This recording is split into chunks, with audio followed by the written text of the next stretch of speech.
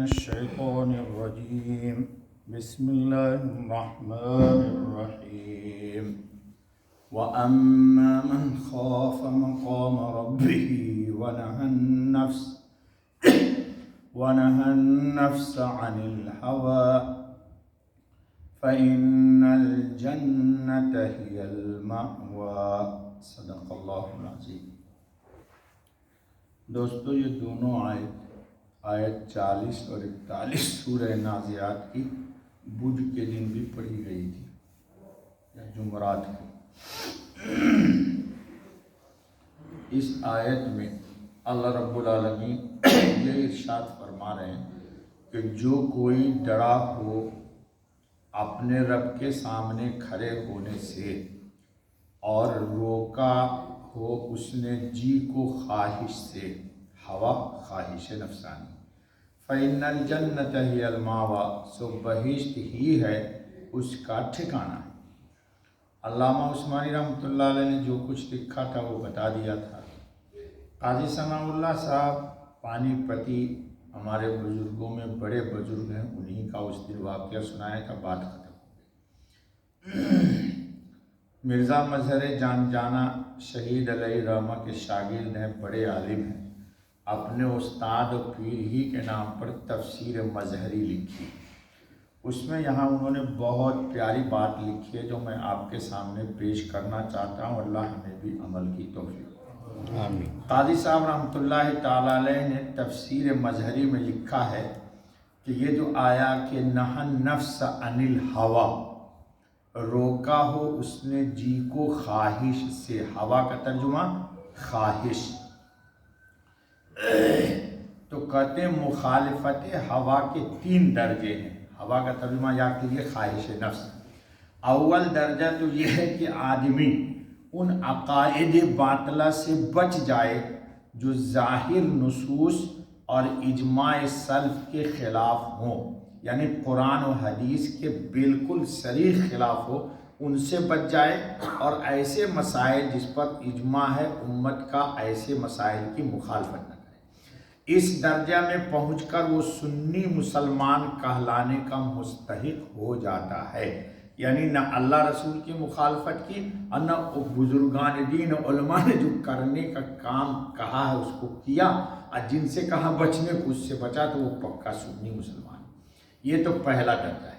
متوسط درجہ یہ ہے کہ وہ کسی معصیت یا گناہ کا ارادہ کرے، پھر اس کو یہ بات یاد آ جائے کہ مجھے اللہ کے سامنے حساب دینا ہے، اس خیال کی بنا پر گناہ کو چھوڑ دے، ترک کر دے۔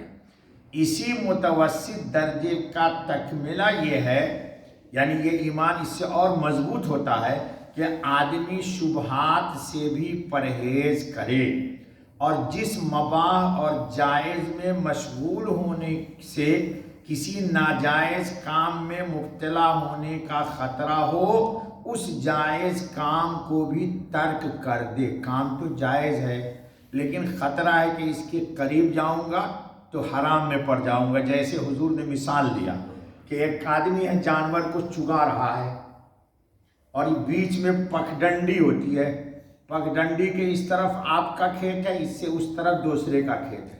اب پگڈنڈی پر جانور کو، بھینس کو چڑھاؤ گے، ادھر بھی ہریالی ہے ادھر بھی ہریالی ہے، تو بھینس تھوڑے نہ پڑھی لکھی ہے، وہ تو جب گھاس کو چوگے گی، کھائے گی، تو ادھر بھی منہ مار دے گی ادھر بھی منہ مار دے گی، حلال کے ساتھ ساتھ وہ حرام کو بھی لے لے گی۔ تو بتایا کہ شبہات یہ ہے کہ انسان پگڈنڈی ہی پہ نہ جائے۔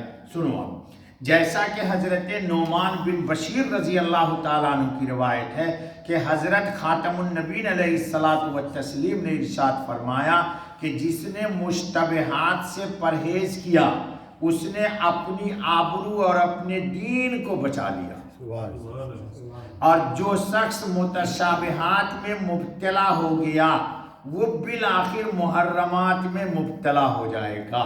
کام تو بظاہر ٹھیک ہے لیکن اس کام کو کریں گے تو خطرہ ہے کہ کہیں حرام میں نہ پڑ جائیں، اس لیے شریعت کا اس سے بھی بچ۔ مراد مشتبہات سے وہ کام ہے جن میں جائز و ناجائز ہونے کے دونوں احتمال ہوں، یعنی عمل کرنے والے کو یہ شبہ ہو کہ میرے لیے یہ کام جائز ہے یا ناجائز. مثلا ایک شخص بیمار ہے اور وضو کرنے پر قادر تو ہے اور اس کا یقین پورا نہیں کہ میرے لیے وضو کرنا اس حالت میں مضر ہی ہے، تو تیمم کا جواز اور عدم جواز مشتبہ ہو گیا کہ تیمم کرے یا وضو کرے.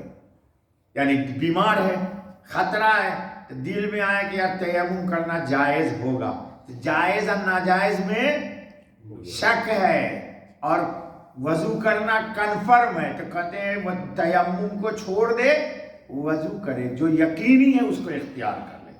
اسی طرح کھڑے ہو کر نماز تو پڑھ سکتا ہے مگر مشقت بہت زیادہ ہے. اس کی وجہ یہ اشتباہ ہو گیا کہ بیٹھ کر نماز میرے لیے درست ہے یا نہیں. ایسے موقع پر مشتبہ چیز کو چھوڑ کر یقینی جواز کو اختیار کرنا تقویٰ ہے، اور مخالفت کا متوسط درجہ یہی ہے.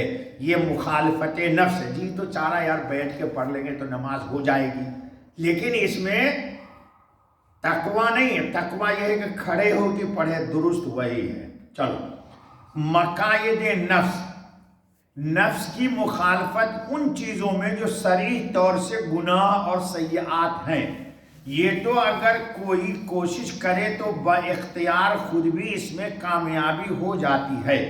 لیکن ایک ہوائے نفس، وہ ہے خواہشات نفس، جو عبادات اور اعمال حسنہ میں شامل ہو جاتی ہے. مثلا ریا، دکھلاوا، نمود اور خود پسندی، یہ ایسے دقیق اور باریک گناہ اور شدید خواہشات نفس ہے جس میں انسان اکثر خود بھی دھوکہ کھا جاتا ہے، کیونکہ نفس بہت بڑا عیار ہے. جی نفس سے میں اس کی مثال نہیں دوں گا، ٹائم ختم ہو جاتا ہے. اپنے عمل کو درست و صحیح سمجھتا رہتا ہے، اور یہی وہ ہوائے نفس یعنی خواہشات نفس ہے جس کی مخالفت سب سے پہلے اور سب سے زیادہ ضروری ہے. یعنی اتباع نفس، انسان کی خواہش، ریا، نمو، دکھلاوا. مگر اس سے بچنے کا صحیح علاج اور مجرب نسخہ اس کے سوا نہیں کہ انسان کوئی ایسا شیخ اور مرشد کامل تلاش کرے جو کسی ماہر شیخ کی خدمت میں رہ کر مجاہدات کر کے نفس کے عیوب اور اس کے معالجہ سے واقف ہو، اپنے آپ کو اس کے حوالے کر دے. جس کے نفس کی تہذیب ہو چکی ہے، نفس کے دھوکے کو جانتا ہے، اس کے حوالے کر دے. ہے ٹائم بیٹا؟ ہے. اور اس کے مشورے پر عمل کرے. شیخ امام حضرت یعقوب کرخی رحمۃ اللہ علیہ، یہ نقشبندیہ سلسلے کے بڑے اونچے درجے کے اللہ والے، فرماتے ہیں کہ میں اپنی ابتدائی عمر میں نجار تھا، یعنی میں بڑھئی لکڑی کا کام کرتا تھا. میں نے اپنے نفس میں سستی اور باطن میں ایک قسم کی ظلمت محسوس کی، تو ارادہ کیا کہ چند روز روزے رکھوں تاکہ یہ ظلمت اور سستی دور ہو جائے. اتفاقاً اسی روزے کی حالت میں ایک روز شیخ اجل امام بہاؤالدین نقشبند کی خدمت میں حاضر ہوا. شیخ نے مہمانوں کے لیے کھانا منگوایا اور مجھے بھی کھانے کا حکم دیا اور فرمایا، سنو، بہت برا بندہ ہے جو اپنی نفس کی خواہش کا بندہ ہو. یہ روزہ تھے نفلی. شیخ کہہ رہے ہیں کہ آؤ کھانا کھاؤ، تو کہوں گا میں تو روزہ ہوں، تو نفس بڑا تگڑا ہوگا، کہے گا ماشاءاللہ یہ تو سب دن روزے ہی روزے رکھتا ہے. دیکھو استاد مولانا تھانوی کہتے تھے میں دل کے چور کو پکڑتا ہوں. دل کے دیکھا دیا، انگوٹھا دکھا رہا ہے، رہنے دو، یہاں سے کل سنائیں، لیکن یہ پورا درس سناؤں گا تم لوگوں کو انشاءاللہ. ہاں، اس لیے نفس بڑا عیار ہے. جی سبحان اللہ.